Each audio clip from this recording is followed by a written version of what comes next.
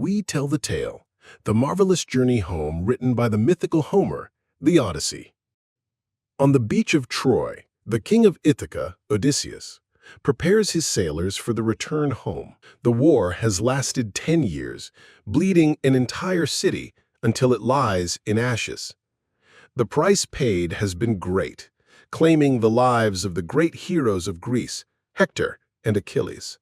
Helen is now her husband's prize and has become the most costly trophy in history. The gods observe from Mount Olympus.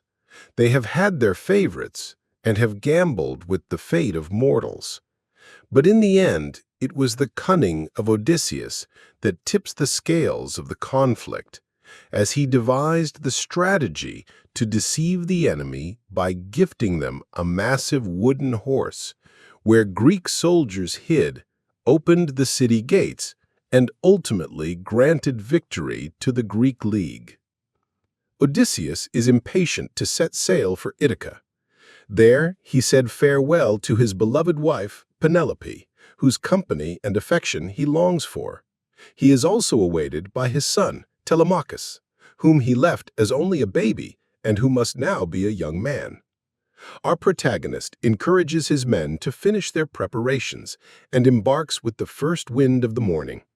Filled with victorious pride, he imagines returning to his lands and enjoying the respect of his good subjects, tasting the wine from his vineyards, and recounting his wartime exploits in the palace.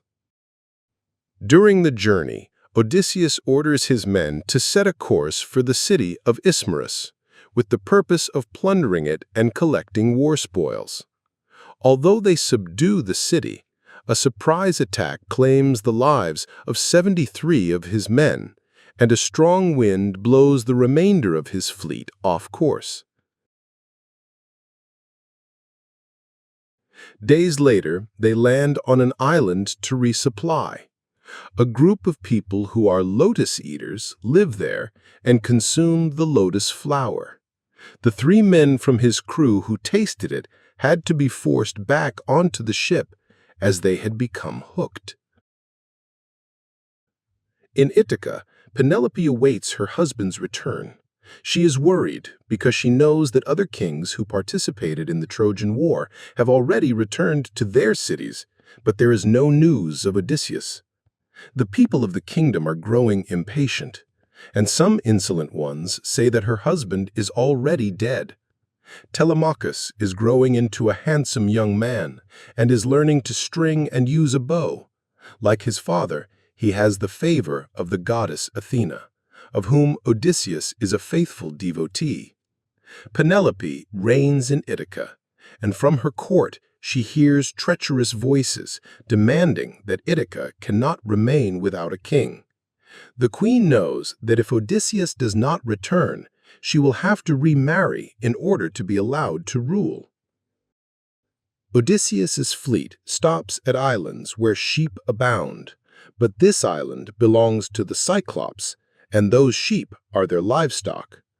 Odysseus's men are trapped by the giant Cyclops named Polyphemus. The soldiers fight back, but Polyphemus is too powerful, killing several of them.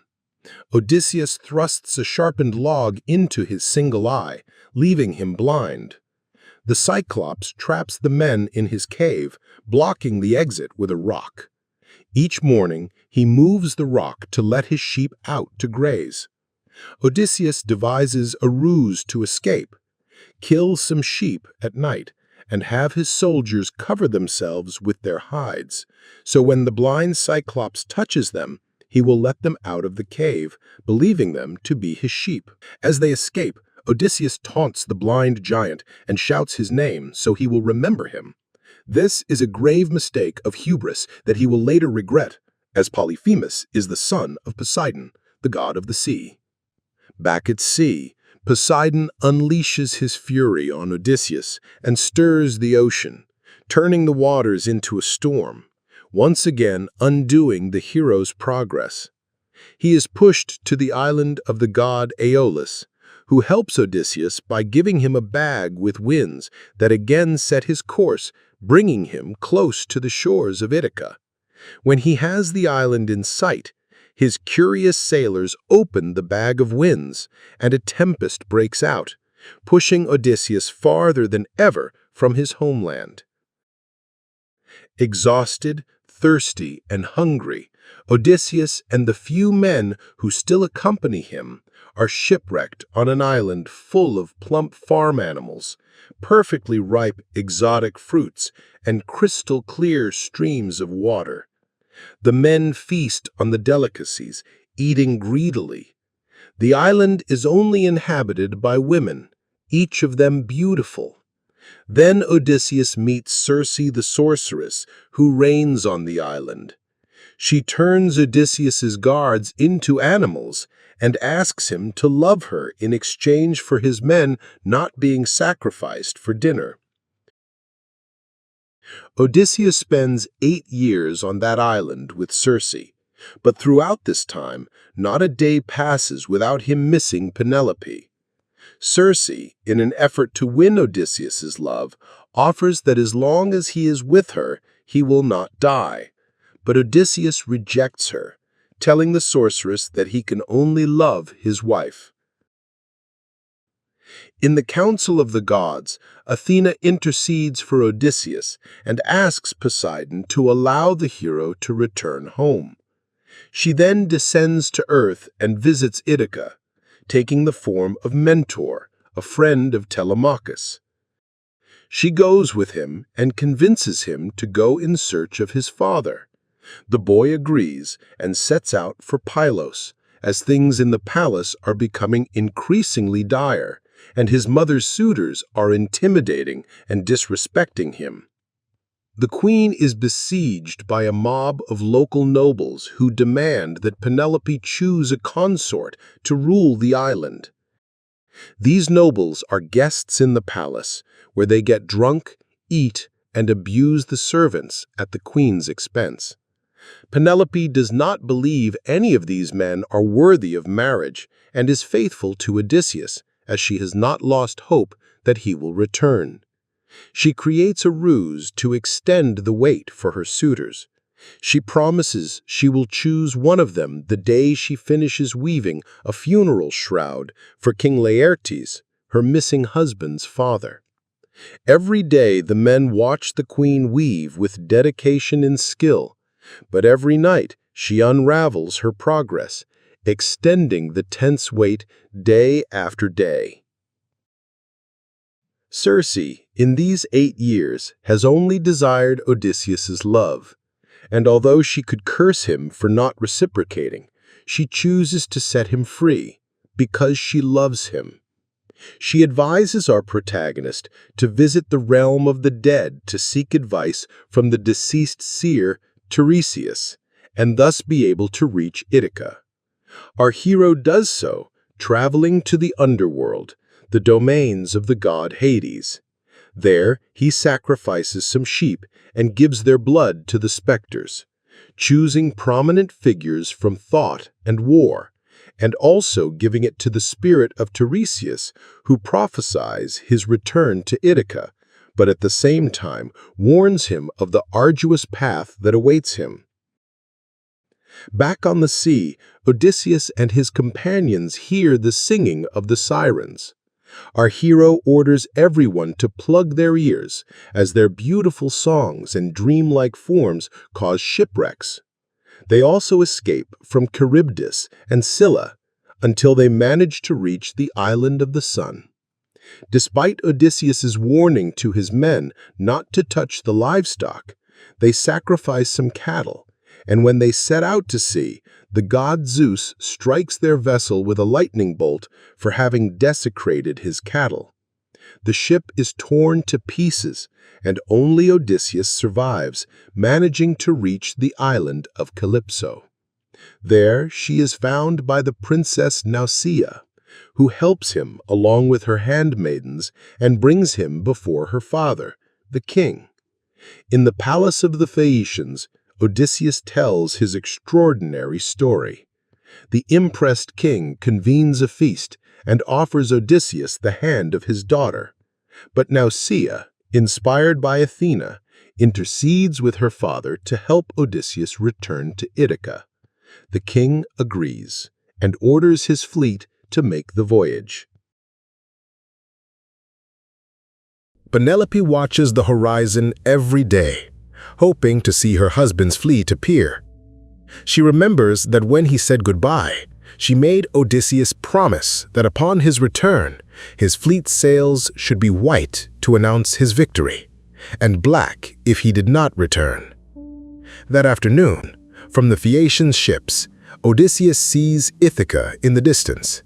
Penelope sees a fleet approaching, but this fleet has black sails, as is the custom of the Phaeacians, and the queen believes the sails announce our protagonist's death. Upon Odysseus's landing in Ithaca, Athena materializes before him and advises him to be cautious upon entering the palace, as his wife's suitors have waited for years and have taken control of his house. The goddess of wisdom warns him that if he presents himself as the king of Ithaca, the nobles will attack him to kill him. So Athena makes Odysseus take the form of a ragged old man. Athena had also inspired Telemachus with the idea of returning home to meet his father, as he was in Sparta.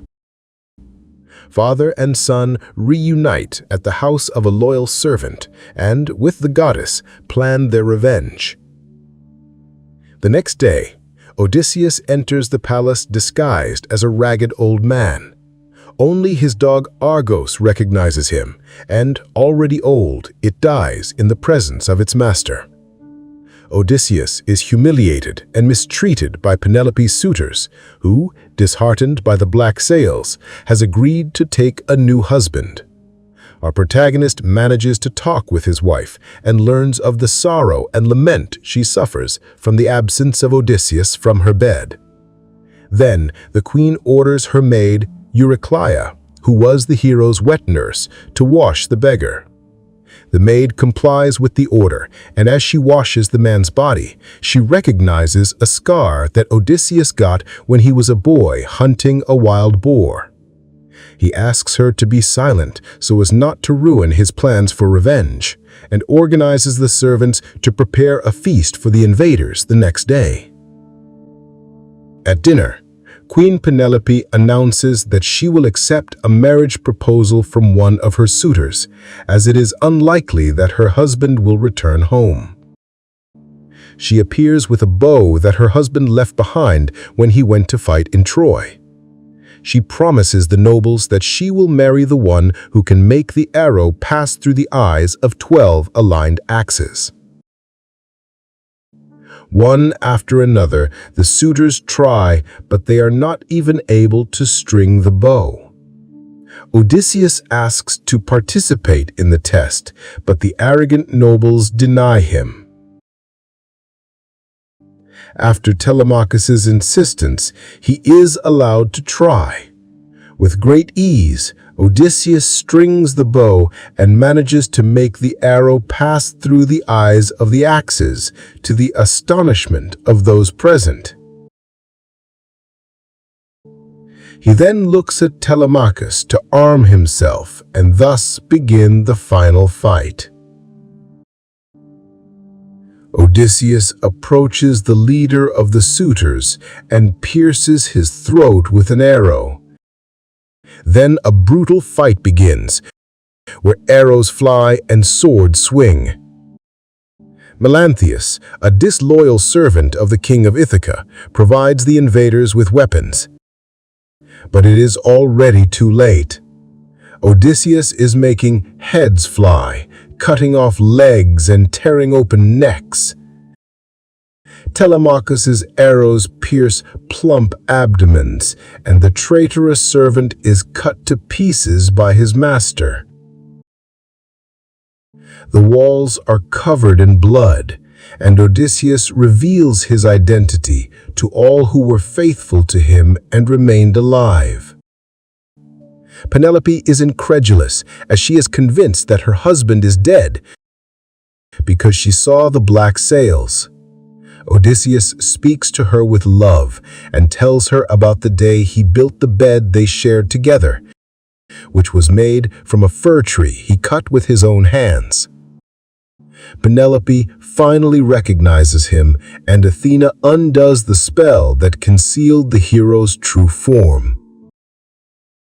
Finally, Odysseus has returned to his kingdom, has cleansed his house of usurpers, has fought alongside his son, who is now a man, and has returned to share his bed with Penelope, his beloved wife.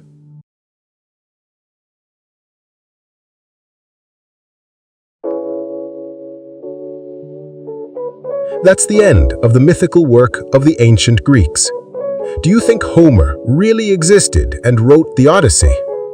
What do you think of the Greek gods who amuse themselves by toying with mortals? Tell me your thoughts in the comments. I'd love to read them. If you can give a like or subscribe to the channel, it would help me a lot. I also wrote a novel that tells a journey, but I don't think it'll have a 3,500-year lifespan, so if you can get one now, I would really appreciate it. A hug, and until next time.